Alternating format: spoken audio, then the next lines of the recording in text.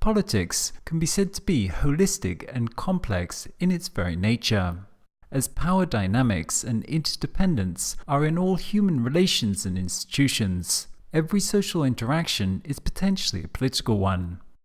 But until quite recently, researchers were largely uninterested in the idea of complexity.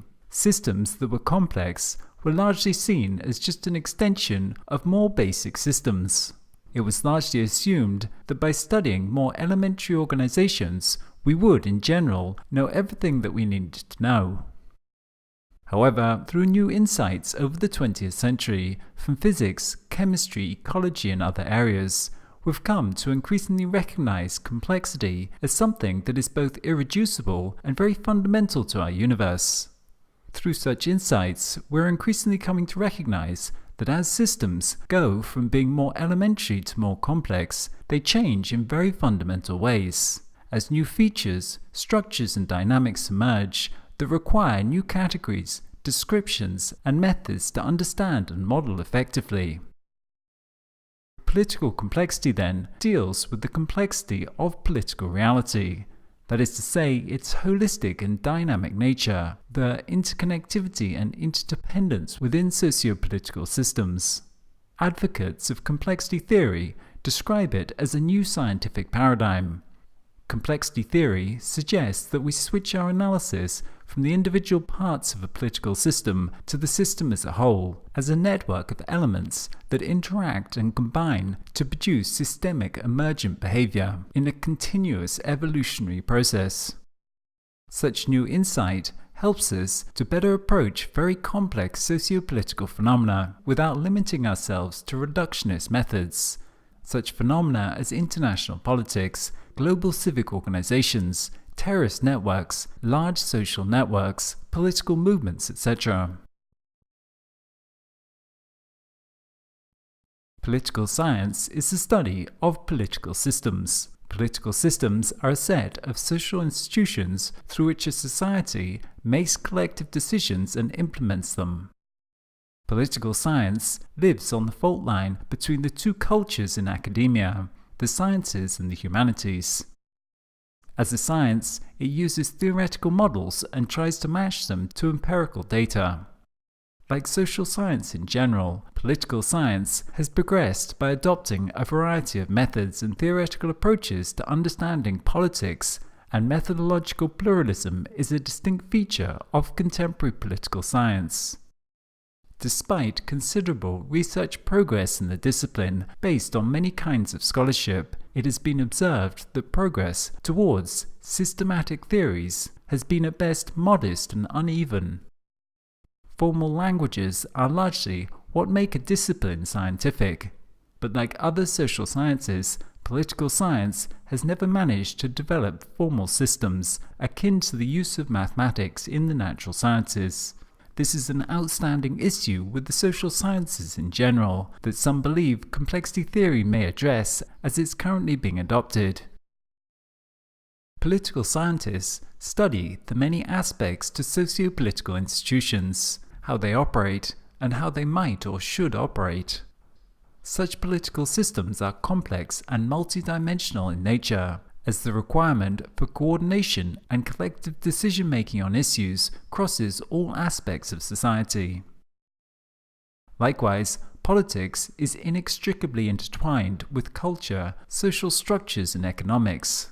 Politics is always fundamentally grounded in the culture of a given community. It strongly shapes social dynamics, regulates economic activity, and plays a central role in managing a society's natural environment. Socio-political systems, taken as a whole, thus engender a multiplicity of questions that require some response before we can formulate any kind of a coherent theory of political dynamics. Primary and first among these are cultural and philosophical foundational questions. Normative questions about how should the system be, how should humans live together. In living together, we have to coordinate our activities. We have to come to agreements, but on what should the process through which we do that be based? Should it be based on force, based on divine revelation, on tradition, or should it be based on reason-based argument? What is the legitimate basis of power over people and the legitimate use of force? The question then turns to more practical matters.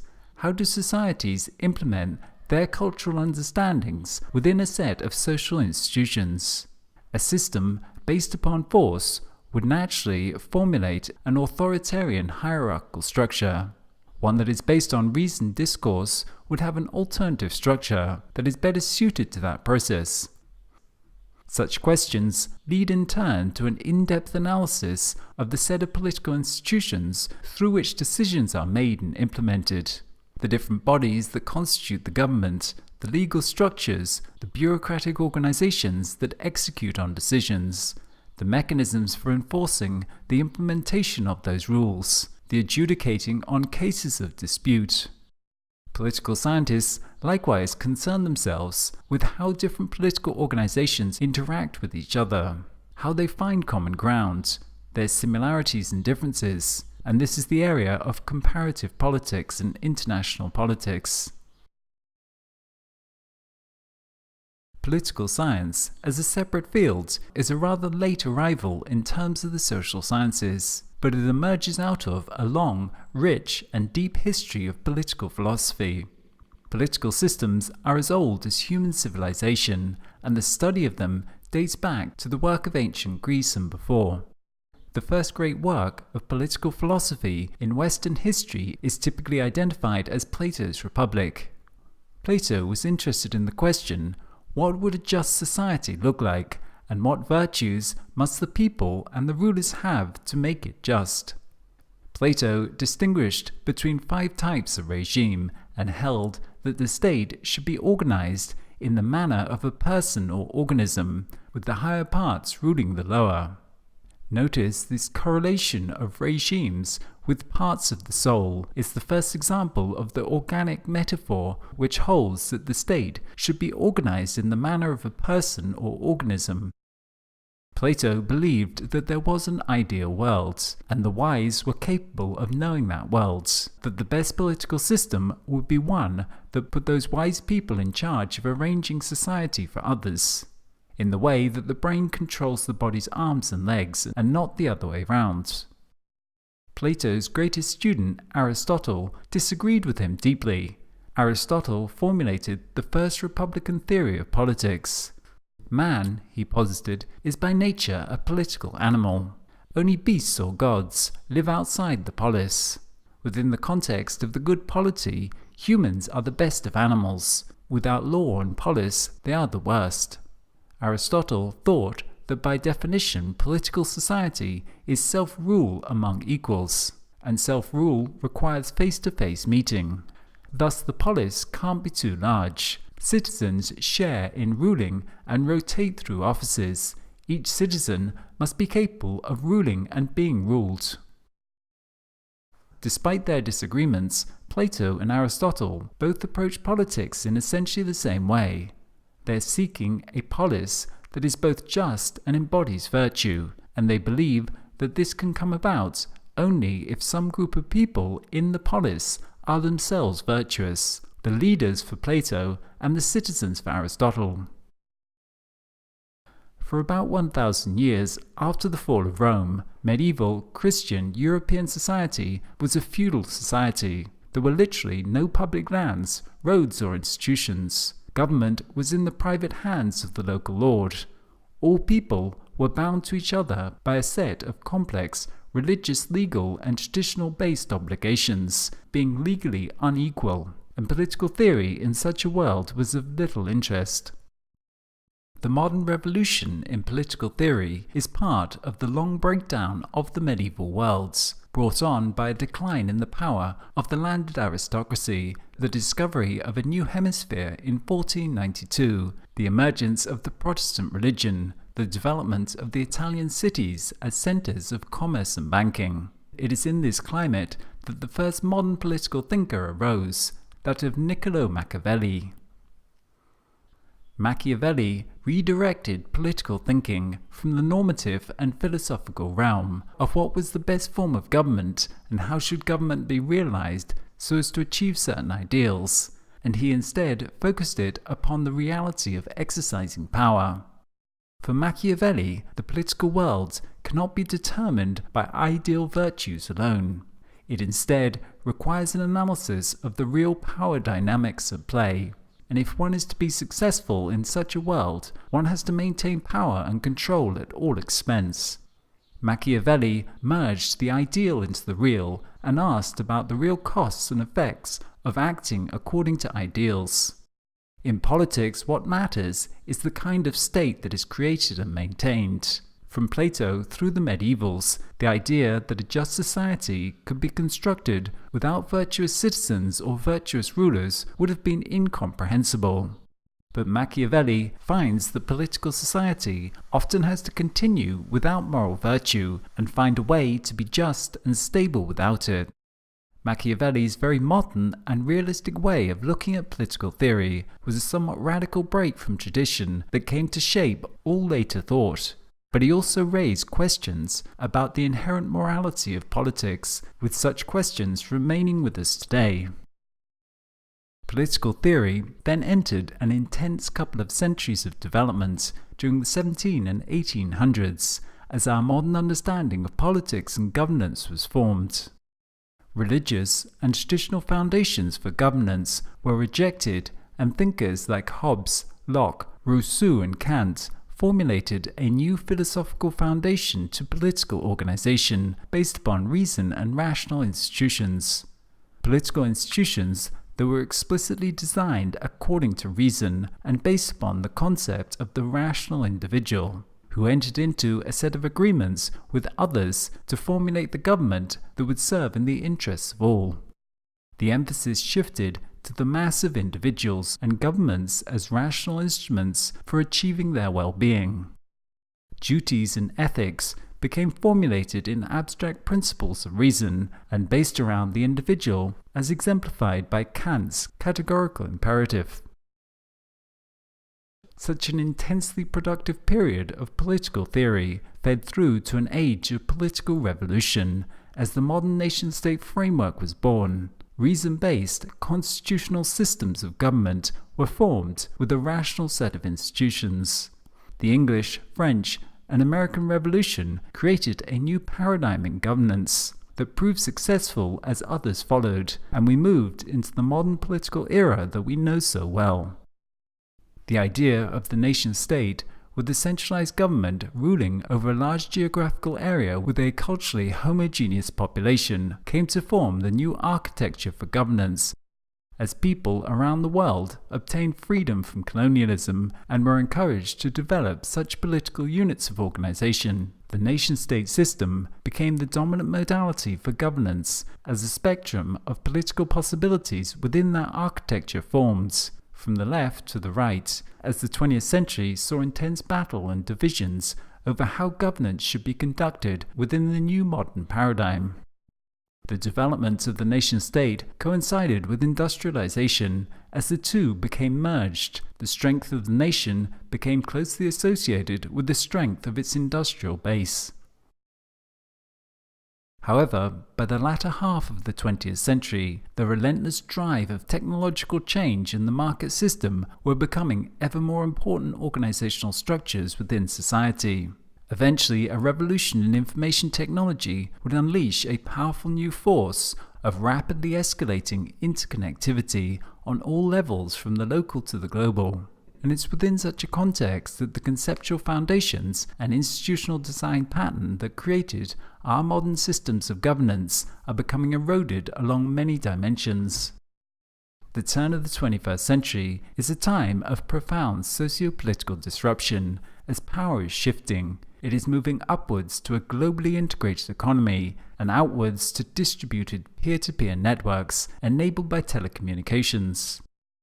With the inextricable linkage between power and politics, as the tectonic plates of power are shifting, so too political institutions are being redefined. Old structures are being eroded and rendered paralyzed, while with every new connection, new structures are gradually being pieced together in a shifting landscape driving political disruption. The challenge that political institutions face today is that of complexity in all its shapes and forms. Challenges that are systemic, such as inequality and environmental degradation. challenges of interconnectivity, such as mass migration, of interdependence, such as multiculturalism, of rapid change, such as fast-paced technological innovation. Such phenomena, prevalent in our world today, present major challenges to the nation-state, calling into question their ability to handle such matters and threatening to splinter modern societies along new divides that such changes create. The rise of the liberal, republican nation-state as a system of political organization may have been the story of the modern era, as it overcame the monarchs of medieval Europe, the totalitarianism of fascism, of world wars, the threats of communism. But whether it is designed to deal with the complexity inherent in these issues and what other alternatives might exist is very much an open debate today. As we build out this infrastructure to a networked global economy, the unregulated spaces of connectivity in our economies and societies expand on a daily basis, and as always, there will be no shortage of people eager to exploit those vacuums. The question remains though, what would political institutions that are relevant for an age of connectivity and complexity actually look like? How would power be channeled and distributed out? How would we make decisions and how would they be implemented? How could we build socio-political institutions that would connect all the way from the local to the global? Such questions are once again open to debate and remain unanswered. Answering such questions requires in turn an evolution in our understanding of political systems and governance, as traditional categorizations formed within the context of the industrial age will be of limited relevance within this new context. All organizations change in a very fundamental way as they go from relatively elementary to relatively complex. They go from being closed and well-bounded to becoming open, from being linear and independent to nonlinear and interdependent, from centralized and disconnected to distributed and interconnected, from being relatively static to being inherently dynamic. And this is the same for political systems. Their structure and behavior is always relative to the degree of complexity of the underlying social, cultural, and economic system. Thus, how we most effectively approach managing and studying them likewise changes. Political science, as we know it, is largely the study of closed political organizations that exercise power, and how those independent organizations interact to resolve their differences. Most of political studies focuses on closed, well-bounded organizations that exercise power within a society, most notably the formal, centralized political institutions of the government. Such an approach greatly simplifies the analysis, reducing it to a number of aggregate large organizations and how they interact. But this study of closed, aggregate, formal political organizations gives us a somewhat self-limiting picture of the world. When we look at a map of the world, we see it divided out into a limited number of closed political organizations defined by their boundaries. Such a model of the world, of course, blinds us to the true complexity of the interconnectivity between those systems. The many overlapping networks that enable modern economies and societies to operate. Social and political organizations are always relational. They are nothing more than a set of relations between people. If we were to look at such a map of what one really looked like, we would see a concentration of interconnectivity around certain areas, such as cities. A map of political reality in such a world would really be a very complex set of social and economic networks. Thus, political complexity tries to go beyond the somewhat reductive and simplifying approach of analyzing a finite amount of closed formal organizations, but instead looking more at the open and dynamically changing nature of socio-political networks. A world characterized by open systems and defined by their dynamically changing connections. This shift from a focus on closed formal political institutions and the characteristics of their members to the open connections of interdependence within social groups represents a whole new set of insights and possibilities. It shifts our focus from the parts to the structure of the whole, and that's a paradigm shift. political analysis as we know it is very much focused on closed hierarchical organizations through which power is exercised in a downward fashion. We see formal institutions as the only means for achieving order and stability within society. Achieving a successful economy and social system in the industrial age was closely tied to the building of the formal institutions of the nation-state, through which order was maintained. The mass of people largely only entered into political discourse during elections once every 4 years within democratic systems, or once every few decades within autocratic systems when they overthrew the political regime. The mass of people play a rather passive role in the system, while those in the formal organizations are the ones who create the political system through which order is maintained. In complexity science, we do not search for order as something that is given from above, but instead how order may in fact emerge out of the small, distributed parts coming together to create organization. We stop focusing on the center and look instead at the distributed interactions within the system, and how, through those interactions, the parts can self-organize to give rise to the emergence of organization through only local interactions. Thus, instead of looking at the stable structures through which power is exercised in society and order is maintained, we're looking instead at the dynamic process through which it is continuously created. The concept of self-organization and emergence recognizes the constant interplay between order and disorder in the creation of political organization. Political science is often understood as a study of power. However, such a restrictive definition offers us only partial insight. Power primarily exists within dynamics of conflictual agendas. It tells us how one actor or organization can control the agency of another to their ends. The formal structures of political organization tell us how the power is distributed out. Such an analysis makes certain assumptions about agents having divergent objectives and entering into conflict over those. It focuses on the actors with independent agendas and how they realize those in the face of others who may have divergent objectives. Such an approach tells us little about how cooperation is achieved. It tells us little about the networks of interdependence that foster and enable cooperation. We focus on the means through which disputes are resolved, but not the means through which the divergent agendas were created in the first place. Things become focused on the formal methods through which people can realize their agenda, while we take the divergence of agendas as a given. In a world of interdependence, though, this requires us to look outside the box, asking how interconnectivity and interdependence can be used to foster an alignment of perspectives and interests before we even arrive at the formal political institutions for decision-making. Such an analysis requires us to look not just at the formal institutions, but in fact at the broader social system within which they are embedded, to identify the broader social and cultural networks within society that feed into creating the context for the political system to operate. To understand the outcome of the political system, one has to understand the types of interdependencies within the society at large that create the inputs. Where do the negative interdependencies that create divisions lie?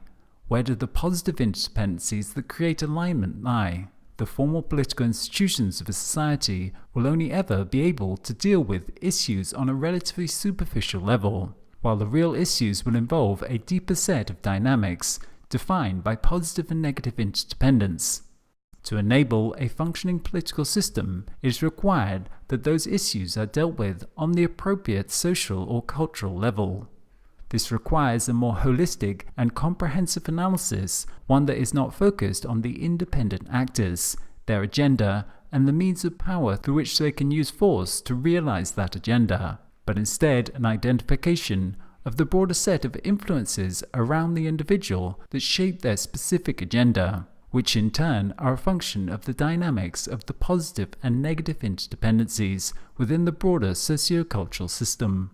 In a world of independence, the analysis can be on the individuals and their agenda, how the parts interact to create the outcomes. In a world of interdependence, The focus should shift to looking at the context that creates the actor's motives and how connections can be altered to change the type of interdependence between the actors from negative to positive so as to align their interests. A central tool for understanding complex systems is that of network theory, and in a political context, this translates into the study of political organizations as a form of social network. The central tool of standard political science is statistical analysis. Through polling, surveys, and the analysis of various databases about citizens, we try to make statements about the whole system through reference to the properties of its parts. At a low level of connectivity within the social system, this approach may give us important insight and traction on otherwise difficult questions. However, as we turn up the connectivity, it comes to be the connections that shape outcomes, more than the individual characteristics of the members. In such a case, making statements about the whole through statistical coarse-graining aggregates of the parts can become misleading as it blinds us to how they are interconnected. As the interconnectivity proliferates, individual behavior becomes more defined by one's connections within networks. For example, as opposed to people being defined by their specific location within a geographical area and the community based around that, it instead becomes more important what social networks they're connected into, their location within those networks, how things flow between different networks, etc. As distributed interconnectivity increases and interdependencies increase, systems become nonlinear, and the whole becomes something different from the parts. Methods that focus on the parts and assume the whole to be nothing other than an aggregate of those parts become misleading. Most of our statistical methods in political and social sciences make this assumption. In order to achieve a comprehensive understanding, though, it is required to switch the focus to looking at the whole system, and network analysis is one such tool that lets us do that. It helps us to understand processes of change through diffusion, to study how things spread across the network, how and where tipping points might exist, how social networks grow or disintegrate over time. It helps us to look outside the formal structures of political organization, to look at local community peer-to-peer networks and how the flow of social capital on those networks enables the community to function without formal political organizations.